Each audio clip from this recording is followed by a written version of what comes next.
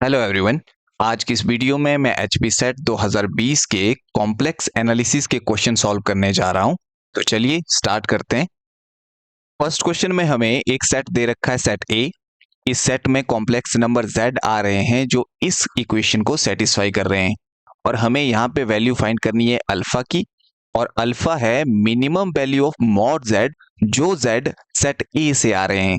ऐसे क्वेश्चन को हम कैसे सॉल्व करते हैं? यहाँ पे मिनिमम वैल्यू फाइंड करने का फॉर्मूला रहता है c minus under root of A square plus B square और इसकी एब्सोल्यूट वैल्यू यानी पॉजिटिव वैल्यू हमें लेनी होती है।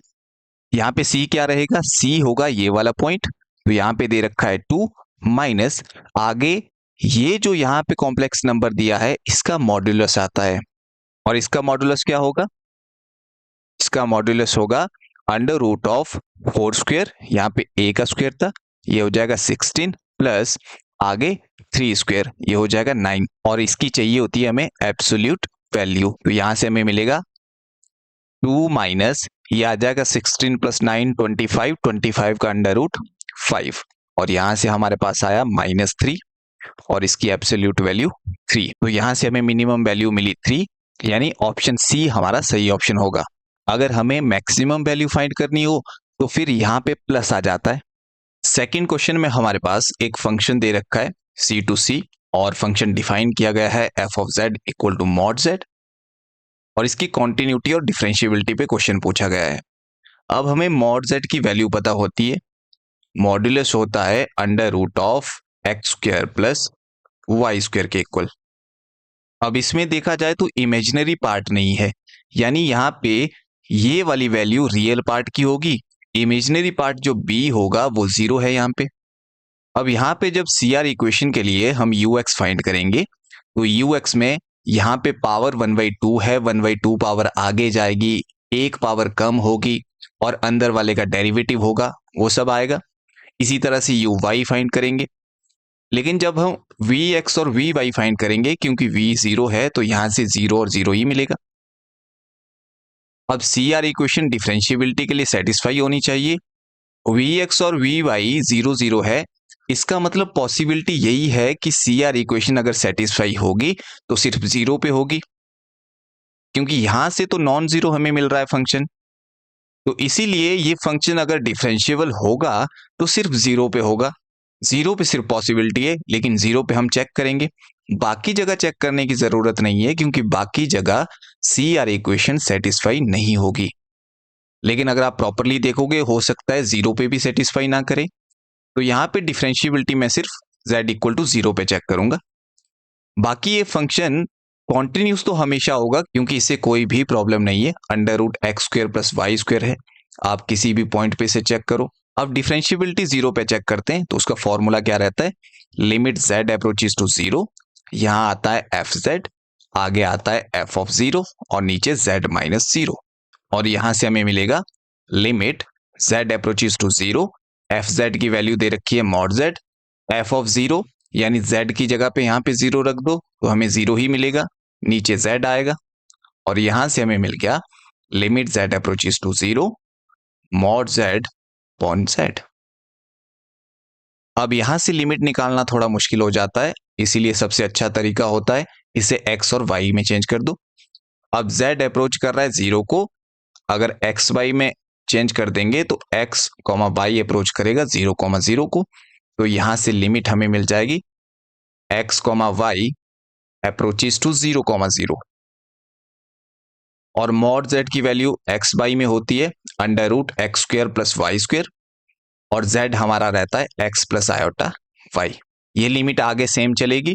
अब यहाँ पे अगर मैं रास्ता y इक्वल टू mx ये चूज करूं तो y की जगह पे यहाँ पे ये वैल्यू रख देंगे, तो यहां से हमें मिलेगा under root X square plus ये हो जाएगा m square X square upon x plus iota mx।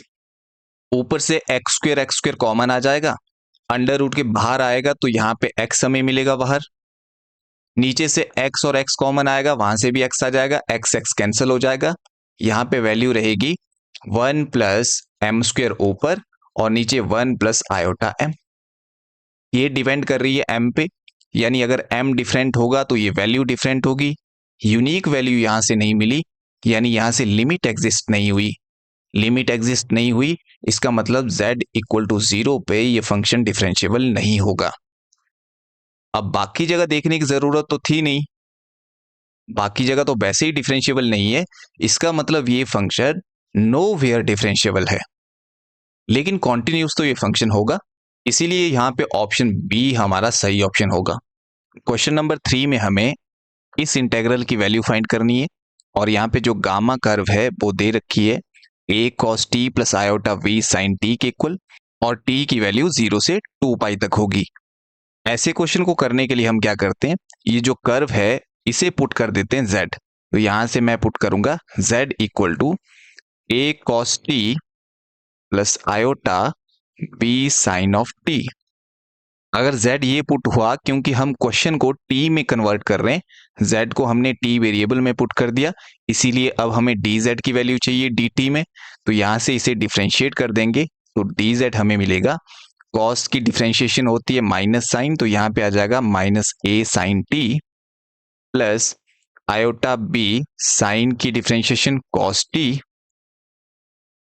ये और साथ में dt, क्योंकि यहाँ पे t की डिफरेंशिएशन dt होगी और यहाँ भी dt होगी, dt कॉमन आ जाएगा बाहर। तो यहां से हमें क्या मिलेगा, इंटीग्रेशन। अब हमें रियल ऑफ z चाहिए था, z हमारे पास ये है, इसका रियल पार्ट ये रहा a cos ऑफ t, ये रियल ऑफ z हुआ। आगे dz की वैल्यू चाहिए, dz की ये पूरी है minus a sine of t plus iota b cos of t और साथ में dt। t में क्वेश्चन चेंज हो चुका है और t की लिमिट दे रखी है 0 से 2 पाई, और यहां से हमें मिल जाएगा 0 से 2 पाई। एक बार ये यहां मल्टीप्लाई करेगा तो यहां मिलेगा minus A square sine T cos T,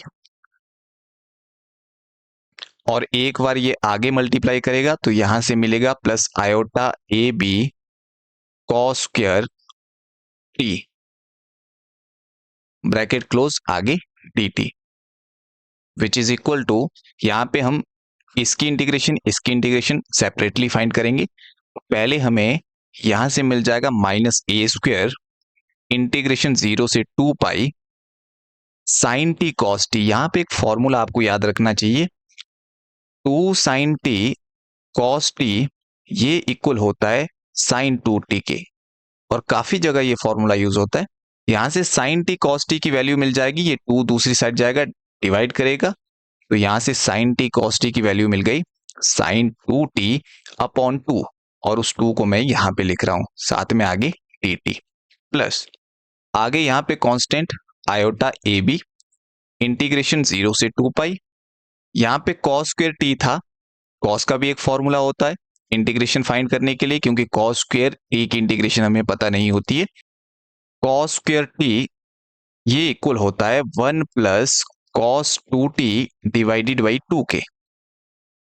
तो यहां से जो नीचे 2 है वो बाहर हम निकाल देंगे और आगे लिख देंगे 1 प्लस cos 2t और साथ में dt, और यहां से हमें मिल जाएगा minus A square by 2, sine की इंटीग्रेशन होती है माइनस कॉस, तो यहां पे आ जाएगा माइनस कॉस 2t, और 2t की जो डिफरेंशिएशन वो नीचे आती है तो यहां पे 2 आ जाएगा।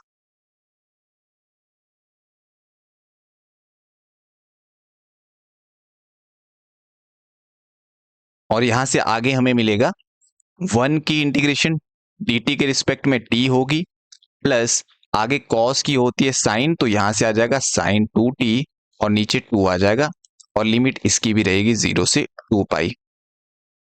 तो यहां से आगे हमें क्या मिलेगा, अब ये वाला माइनस हम बाहर ले जाएंगे तो माइनस माइनस प्लस हो जाएगा, 2 भी बाहर ले जाएंगे तो ये आ जाएगा ए स्क्वायर बाई 4, और यहां पे रहेगा cos 2t। अपर लिमिट हम पुट करेंगे t की जगह पे, तो ये हो जाएगा cos 4t, और आगे हो जाएगा cos 0 plus iota A B divided by 2। यहां पे अपर लिमिट पुट करेंगे तो यहां पे आ जाएगा 2 पाई, प्लस यहां पे अपर लिमिट पुट करेंगे तो यहां पे आ जाएगा साइन 4 पाई डिवाइडेड बाई 2, और आगे माइनस ब्रैकेट में 0 पुट करेंगे तो t की जगह यहां 0 हो जाएगा, और आगे साइन 0 भी 0 होता है तो ये 0 रहेगा, ब्रैकेट यहां पे क्लोज। अब यहां से हमें क्या मिला, a square by 4 cos 4t होता है 1, cos 0 भी होता है 1, तो यहां से 1 माइनस 1 0 हो जाएगा, यानी ये एक वाला खत्म हो जाएगा, ये 0 हो गया। आगे देखते हैं, आगे हमारे पास था plus iota A B divided by 2, साथ में 2 पाई, साइन 4 पाई ये भी रहता है 0, तो यहां से हमें बस यही मिलेगा, 2 से 2 कैंसिल होगा, तो यहां से हमें मिला आयोटा ए बी पाई। अब ऑप्शन चेक कर लेते हैं, ऑप्शन डी में हमारे पास है आयोटा ए बी और पाई, तो ऑप्शन डी हमारा यहां से सही ऑप्शन होगा। नेक्स्ट क्वेश्चन में हमें यहाँ पे इस इंटेग्रल की वैल्यू फाइंड करनी है, और यहाँ पे जो गामा है वो हमें सर्कल दे रखा है मॉड z इक्वल टू 4, यानी ऐसा सर्कल जिसका सेंटर 0 0 पे है और रेडियस जिसकी 4 है। अब यहाँ पे हम क्या करते हैं, इसको छोड़कर नीचे हमारे पास है z इंटू जेड माइनस 1, इसकी पार्शियल फ्रैक्शन सबसे पहले कर लेते हैं। ये वाला फैक्टर 0 कब होगा, अगर z की वैल्यू 0 होगी, तो हम क्या करते हैं, z की वैल्यू 0 रख देते हैं, जिस फैक्टर से हमने वैल्यू निकाली है उसमें नहीं रखते हैं, क्योंकि इसमें रखेंगे तो फिर डिनोमिनेटर में 0 आ जाएगा।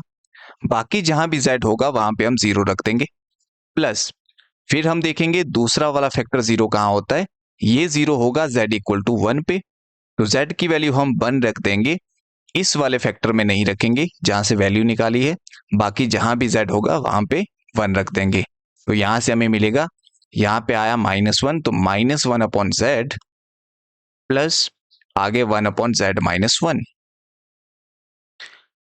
अब हमें क्योंकि इस इंटेग्रल की वैल्यू फाइंड करनी थी, यहां पे ऊपर था e पावर z, तो यहां से इंटेग्रल बन जाएगा पहले माइनस कॉमन e की power z upon z plus e की power z upon z minus 1। यहां पे फंक्शन की वैल्यू हमें मिली, ऊपर जो फंक्शन होता है fz वो है e पावर z। अब नीचे यहां पे ये z माइनस 0 फॉर्म का है और यहां पे z माइनस 1 फॉर्म का है, तो नीचे से पॉइंट्स हमें मिले 0 और 1, और हमारा सर्कल दे रखा था मॉड z इक्वल टू 4, और ये दोनों पॉइंट 4 के अंदर आ रहे हैं, तो यहां से हमें वैल्यू कितनी मिलेगी, माइनस बाहर था 2 पाई आयोटा f ऑफ 0, यहाँ पे क्योंकि 0 पॉइंट हमें मिल रहा था, plus 2 pi iota f of 1 यहां से हमें मिलेगा, और ये आ जाएगा 2 पाई आयोटा f ऑफ 0, यहाँ पे z की जगह पे 0 रखेंगे, e की 0 1 आ जाएगा, तो यहाँ पे 1 होगा, 2 पाई आयोटा f ऑफ 1 की वैल्यू z की जगह पे 1 रख देंगे तो हमें e मिलेगा, और यहां से अगर मैं 2 पाई कॉमन निकाल दूं, साथ में आयोटा भी कॉमन निकाल दूं, तो अंदर रह जाएगा e हमारा होगा पॉजिटिव, तो यहां पे आ जाएगा e, और यहां पे रहेगा -1। अब ऑप्शन देख लेते हैं, आंसर हमें मिला 2 पाई e -1 और बाहर आयोटा, और ये हमारे ऑप्शन सी में था 2 पाई आयोटा e -1, तो यहां से ऑप्शन सी सही ऑप्शन होगा। नेक्स्ट क्वेश्चन में पूछा है the value of maximum of this, इसकी मैक्सिमम वैल्यू कितनी होगी। अब इस क्वेश्चन में रीजन नहीं दिया था, यहां पे रीजन देना चाहिए था कि किस रीजन में हमें मैक्सिमम वैल्यू फाइंड करनी है। ये क्वेश्चन इनकम्प्लीट सा लग रहा है, और ऑप्शन के हिसाब से लग रहा है कि ये जो है मैक्सिमम वैल्यू पूछना चाह रहे थे यूनिट सर्कल पे, और यूनिट सर्कल पे एक पॉइंट हमें मिलता है 0 प्लस आयोटा, जिसे हम आयोटा लिख सकते हैं, यानी अगर मैं यहाँ पे z की जगह पे आयोटा वैल्यू रखूं जो यूनिट सर्कल पे हमें मिलती है, तो यहां से हमें मिल जाता आयोटा का स्क्वायर, आयोटा स्क्वायर होता है -1 प्लस आगे आता 3 आयोटा, आगे -1, और यहां से वैल्यू हमें मिलती -1 यानी -2 प्लस 3 आयोटा, और इसके मॉड की वैल्यू हमें मिल जाती अंडर रूट ऑफ, यहाँ पे 2 का स्क्वायर 4 हो जाता, 3 का स्क्वायर 9, यानी यहां से हमें वैल्यू मिल जाती अंडर रूट 13। अब ये अंडर रूट 13 ऑप्शन ए में है, 3 अंडर रूट 13 से छोटा होता है, 1 भी छोटा है, अंडर रूट 5 भी अंडर रूट 13 से छोटा होता है, यानी ये तीनों वैल्यू अंडर रूट 13 से तो कम थी, तो मैक्सिमम वैल्यू हमारी यहां से क्या होगी, under root 13। Next question Mobius transformation का है, बाइलिनियर ट्रांसफॉर्मेशन भी जिसे कहते हैं। इस तरह के क्वेश्चन अक्सर ऑप्शन से सॉल्व हो जाते हैं, नहीं तो फिर आप क्रॉस रेशियो भी यूज कर सकते हैं। यहाँ पे जैसे क्वेश्चन कह रहा है कि जीरो मैप होता है 1 पे, यानी हम z की जगह पे 0 रखेंगे तो हमें 1 मिलना चाहिए। तो यहाँ पे z की जगह 0 रखा, नीचे भी 0 रखा, यहाँ माइनस आयोटा अपॉन आयोटा आएगा, यानी 1 हमें नहीं मिलेगा, -1 यहाँ से मिलेगा। तो ये ऑप्शन हमारा कैंसिल हो जाएगा। अगर यहाँ पे हम z को 0 रखेंगे, यहाँ से हमें 1 मिल जाएगा, ये अभी कैंसिल नहीं हुआ। यहाँ पे 1 दे रखा है, लेकिन यहाँ पे जैसे आयोटा अगर हम पुट करते तो हमें 0 मिलना चाहिए था। यहाँ पे आयोटा पुट करने पे 0 हमें नहीं मिलेगा क्योंकि ये कांस्टेंट है, तो ये ऑप्शन भी हमारा डिस्कार्ड हो जाएगा। अब यहाँ पे भी अगर z को 0 रखेंगे तो यहाँ से भी हमें 1 मिल रहा है। अब दूसरा हम ट्राई करते हैं आयोटा रख के, आयोटा पे हमें 0 मिलना चाहिए। तो अगर यहाँ पे मैं z को आयोटा रखता हूं तो यहाँ से हो जाएगा 1 माइनस आयोटा इंटू आयोटा, यानी आयोटा स्क्वेयर, जो कि होता है -1, और नीचे आ जाएगा 1 plus iota into iota, iota square यानी -1। तो यहाँ पे हुआ 1 प्लस 1 और नीचे आ जाएगा 0। तो यहां से हमें 0 नहीं मिला, इसीलिए ये ऑप्शन हमारा डिस्कार्ड हो जाएगा। एक ही ऑप्शन रह रहा है, इसका मतलब या तो ये ऑप्शन सही होगा या फिर हो सकता है कि क्वेश्चन ही गलत दिया हो। दोनों ही केस में आपको मार्क्स मिलते हैं, तो आप ये ऑप्शन टिक कर सकते हो, और यहाँ पे आप आयोटा रखोगे भी तो आपको 0 मिल जाएगा। नेक्स्ट क्वेश्चन में Z1 Z2 दो कॉम्प्लेक्स नंबर हमारे पास दिए हैं और कंडीशन दी है कि cos Z1 इक्वल है cos Z2 के, और हमने बताना है कि Z1 प्लस Z2 और Z1 माइनस Z2 किसके इक्वल होंगे फॉर सम इंटीजर के। तो यहां पे इसे कैसे सॉल्व करेंगे, cos Z1 दे रखा है cos Z2 के इक्वल, तो यहां से हमें मिलेगा cos Z1 minus cos Z2 equal to 0, और यहां पे हम cos A minus cos B का फॉर्मूला यूज करेंगे, जो कि होता है -2 sine a plus B by 2। तो Z1 plus Z2 divided by 2 और आगे sine a minus B by 2, यानी Z1 minus Z2 divided by 2 equal to 0। अब यहाँ पे ये जो -2 है वो 0 में इस साइड जाएगा तो 0 हो जाएगा, तो यहां से हमें मिलेगा इन दोनों का प्रोडक्ट इक्वल टू 0। अब इन दोनों का प्रोडक्ट 0 है, इसका मतलब या तो ये 0 होगा या फिर ये 0 होगा। अब साइन 0 होता है k पाई पे, यानी जब एंगल k पाई होता है तब ये 0 होता है, यानी अगर ये वाली टर्म 0 है तो वहां से एंगल जो हमें मिलेगा Z1 plus Z2 divided by 2, ये फिर k पाई होना चाहिए। अब ये भी 0 है तो यहां से भी जो एंगल है Z1 minus Z2 divided by 2 वो k पाई के इक्वल होना चाहिए। तो यहां से हमें Z1 प्लस Z2 की वैल्यू मिल जाएगी 2k पाई, और यहां से Z1 माइनस Z2 की वैल्यू भी 2k पाई मिल जाएगी।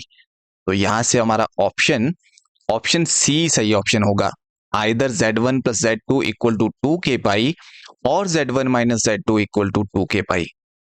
क्वेश्चन नंबर 8 में हमें रेडियस ऑफ कन्वर्जेंस फाइंड करनी है इस पावर सीरीज की, तो इसे हम करेंगे रेशियो टेस्ट से।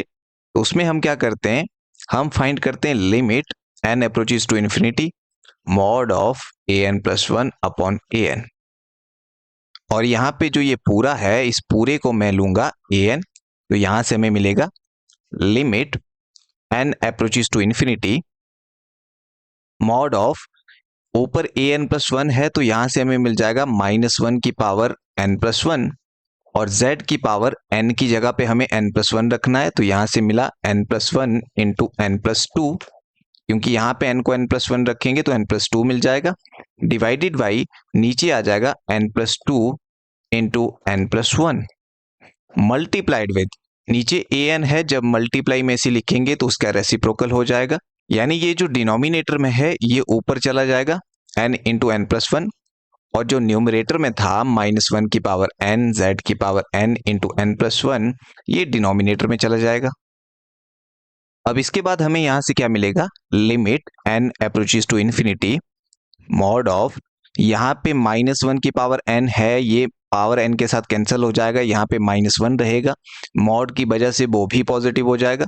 बाकी यहाँ पे एक पॉलिनोमियल है n जब अंदर मल्टीप्लाई करेगा तो यहाँ पे आ जाएगा n स्क्वायर, यानी इस पॉलिनोमियल की डिग्री 2 होने वाली है। n की हाईएस्ट पावर यहाँ पे 2 होगी, जिसका कोफिशिएंट यहाँ पे 1 रहेगा। और नीचे इनको मल्टीप्लाई करेंगे तो यहाँ पे भी पॉलिनोमियल बनेगा और यहाँ पे भी n की हाईएस्ट पावर 2 होने वाली है।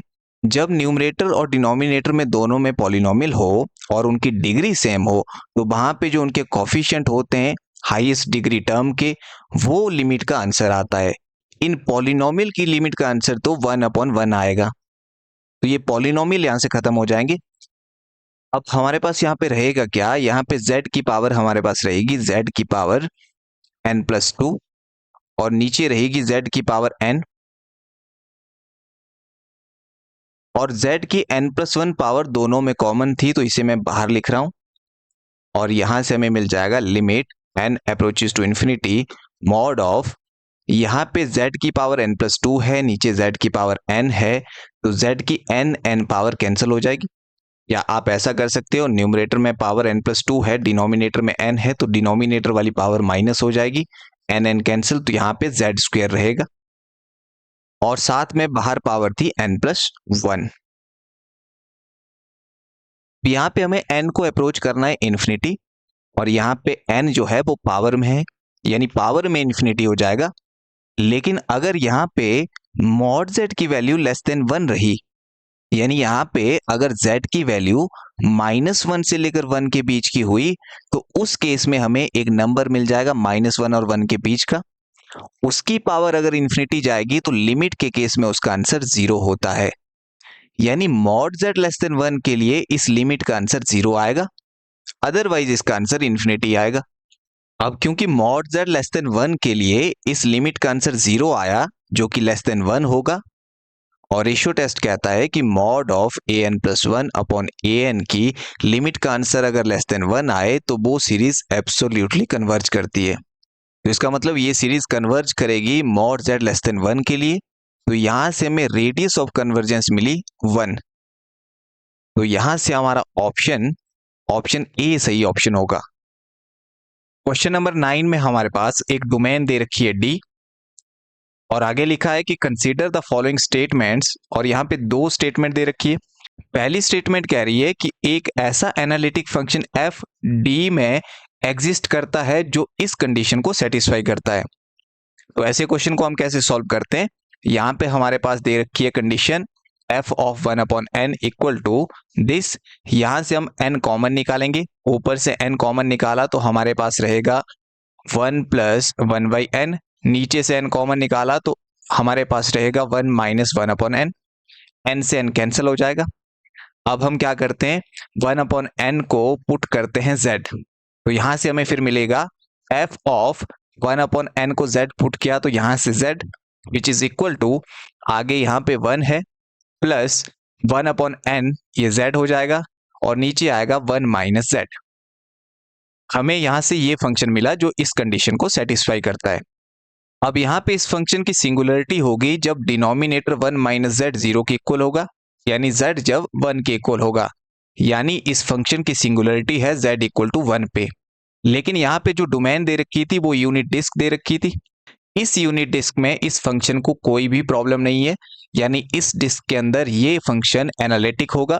और वही यहाँ पे कहा था कि एक ऐसा एनालिटिक फंक्शन यहाँ पे मिलता है जो इस कंडीशन को सेटिस्फाई करता है, तो हमें ये एनालिटिक फंक्शन यहाँ से मिला, तो ये ट्रू स्टेटमेंट होगी। सेकंड स्टेटमेंट कह रही है यहाँ पे भी एक ऐसा एनालिटिक फंक्शन g एग्जिस्ट करेगा D में जो इन कंडीशंस को सेटिस्फाई करेगा।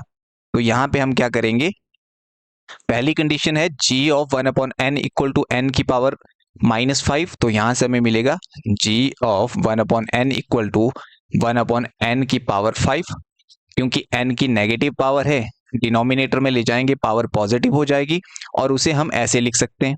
यहाँ पे 1/n को z पुट कर देंगे तो हमें मिल जाएगा gz इक्वल टू z की पावर 5।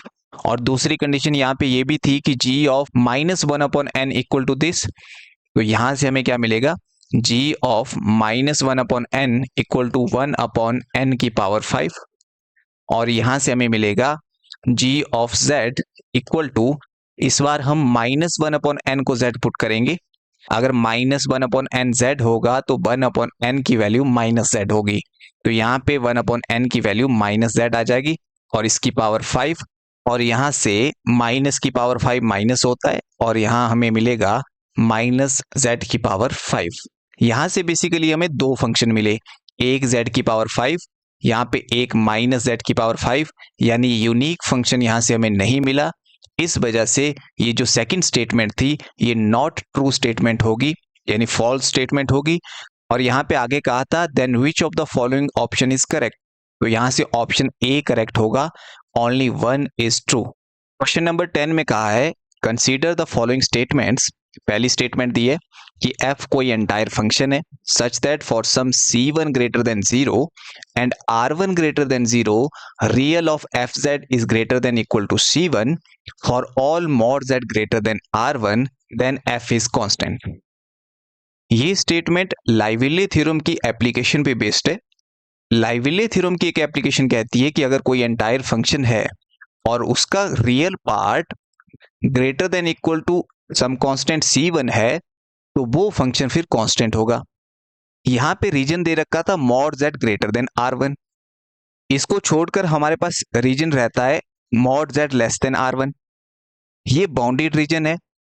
और एक और थ्योरम की स्टेटमेंट हमारे पास होती है कि एंटायर फंक्शन बाउंडेड रीजन के लिए बाउंडेड होता है। इसका मतलब ये हुआ सिर्फ ये रीजन देने की वजह से यहाँ पे कोई प्रॉब्लम नहीं आएगी, और real of fz greater than equal to c1 दे रखा है तो ये फंक्शन कांस्टेंट होगा। और एक और एप्लीकेशन होती है लाइविलीज थ्योरम की कि अगर यहाँ पे रियल पार्ट की बजाय इमेजिनरी पार्ट भी हो तब भी वो फंक्शन कांस्टेंट होता है, जैसा कि स्टेटमेंट सेकंड में दिया है। यहाँ पे g एंटायर दे रखा है और imaginary of gz less than equal to c2 दे रखा है, तो इस केस में भी फंक्शन कांस्टेंट होगा। तो यहाँ से ये दोनों स्टेटमेंट करेक्ट स्टेटमेंट थी, तो इसी वजह से यहाँ पे हमारा option B both 1 and 2 are true, ये ऑप्शन सही होगा। क्वेश्चन नंबर 11 में हमारे पास एक डोमेन दे रखी है D और एक फंक्शन डिफाइन किया गया है D2C, और कहा है ये फंक्शन एनालिटिक फंक्शन होगा सच दैट ये फंक्शन इस कंडीशन को सेटिस्फाई करेगा, यानी 0 पे इस फंक्शन की वैल्यू 1 प्लस आयोटा के इक्वल है और फंक्शन का रियल पार्ट 1 के इक्वल होगा for all z with mod z less than 1/4, यानी जो इस डिस्क से z आएंगे उनके लिए रियल पार्ट की वैल्यू 1 होगी। तो हमें बताना है कि f ऑफ 1/2 की वैल्यू कितनी होगी। इसे हम काउंटर एग्जांपल से करेंगे। मान लो मैं फंक्शन fz ले रहा हूं 1 प्लस आयोटा, कांस्टेंट फंक्शन है तो ये एनालिटिक भी होगा। ये एनालिटिक पूरे C के लिए होता है तो इस डोमेन के लिए भी ये एनालिटिक फंक्शन होगा, तो पहली कंडीशन को ये सेटिस्फाई कर रहा है। साथ में अगर मैं यहाँ पे 0 पे वैल्यू निकालूं, क्योंकि कांस्टेंट फंक्शन है तो इसकी वैल्यू यही रहने वाली है, यानी ये इस कंडीशन को भी सेटिस्फाई कर रहा है। और इसका रियल पार्ट भी यहाँ पे 1 के इक्वल है, जो कि 1 होना चाहिए था। तो ये फंक्शन सभी कंडीशंस को सेटिस्फाई करता है, तो इसी वजह से यहां से हम 1/2 की वैल्यू निकालेंगे तो वो भी हमें इसी के इक्वल मिलेगी, कांस्टेंट फंक्शन है। अब यहाँ पे ये वैल्यू नहीं मिली तो ये डिस्कार्ड हो जाएगा, ये वैल्यू नहीं मिली ये भी डिस्कार्ड, ये वैल्यू नहीं मिली ये भी डिस्कार्ड, 3 ऑप्शन डिस्कार्ड हो चुके हैं। इसी वजह से हमारा फोर्थ ऑप्शन फिर सही ऑप्शन होगा। तो ये थे सेट 2020 के कॉम्प्लेक्स एनालिसिस के क्वेश्चंस। अब मिलते हैं नेक्स्ट वीडियो के साथ। So thank you.